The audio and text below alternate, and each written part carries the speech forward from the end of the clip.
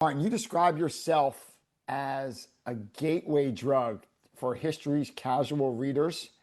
How did you develop this philosophy and how do you make history so accessible to the average reader? It's a good question. So I've always loved history. I don't know what attracted to me at first, but from a very young age, I found history fascinating. But in college, I took a few history classes. I wasn't a history major or anything, but I couldn't believe how boring the books were and how they took something as exciting as history. You've got pirates and rogues and adventurers and sailing ships and great battles, and how they could take something that exciting and make it so dull.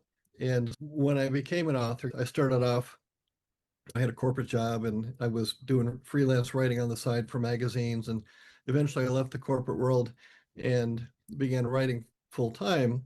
And I worked my way into books just because my kids were getting to the point where I couldn't be traveling 3 months out of the year anymore. And one of the first books I wrote was a history book, and I really began this process of trying to make history as exciting as possible and to make it something that people would turn the pages and really feel like they were there in the moment as if they were reading a great spy thriller. And it's been literally, that was 1999, I want to say. So it's been about a quarter century, just a process of trying to find ways to make the pace go quicker, make the people turn the pages faster.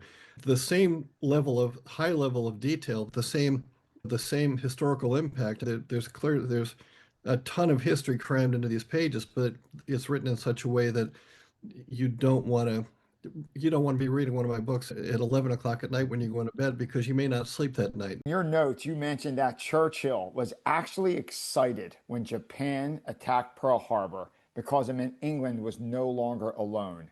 How do you think that counterintuitive idea that Churchill had shaped the broader war? You have to remember that when Pearl Harbor happened, Britain had already been at war for almost 2.5 years by themselves.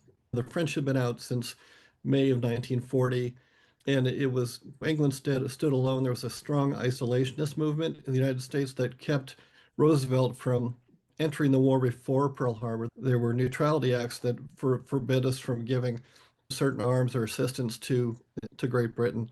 In England, it's an island nation, so it doesn't have resources. It was only a matter of time, unless somebody came in to really champion England and provide assistance, that the Nazi regime could just choke them out. They'd be deprived of coal and steel and rubber and all the resources it takes to fight a war, gasoline.